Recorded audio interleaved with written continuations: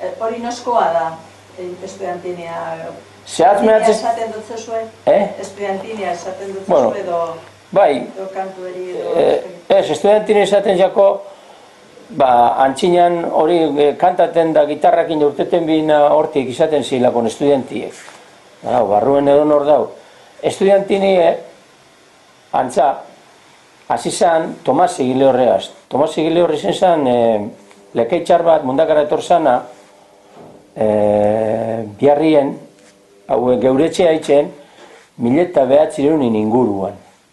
Da oso musika sali izan bera, joten ban gitxarria, joten ban banjua, joten ban dultzainia, da kantauta etxe bien da. Arek, bera eta bere kide batzuk, lehenengo zeurek urte bien, baina izaten zen, esaten da, anekdota bat.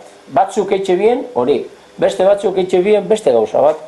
Eta gero normalien, marraua ebiltzen zen bakarrik aletik. Lagunekin gero batun etxen zen tabernan edo euren lekuetan. Baina bakarrean. Marraua ebiltzen zen bakarrik edo irunaka edo launaka.